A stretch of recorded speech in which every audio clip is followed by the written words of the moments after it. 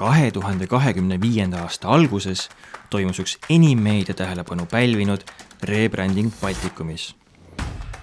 Soome Postigrupp soovis ühtlustada brändi kogu Baltikumis ja Skandinaavias ning seetõttu muutus Smartpost Smartpostiks.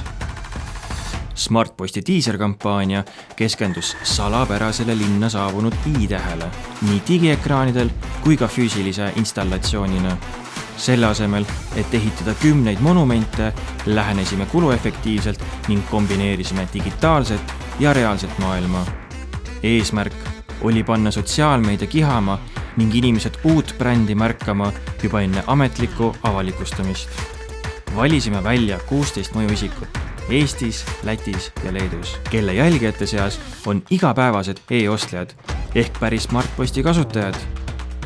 Lõime Smartposti i-tähest 3D mudeli ja lisasime selle virtuaalselt mõjuisikute pealt näha tavalistesse postitustesse, justkui oleks i vallutanud kogu Baltikumi. Mõjuisikud seda ei selgitanud ja lasid jälgijatel ise arvata. Mitmed jälgijad pidasid i-tähte päriseks.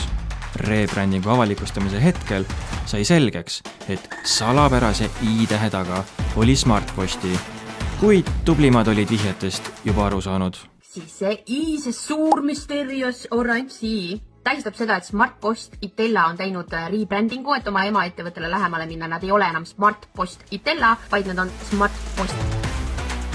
Tulemused räägivad iseenda eest. Isegi Smartposti enda töötajad jäid hetkeks uskuma.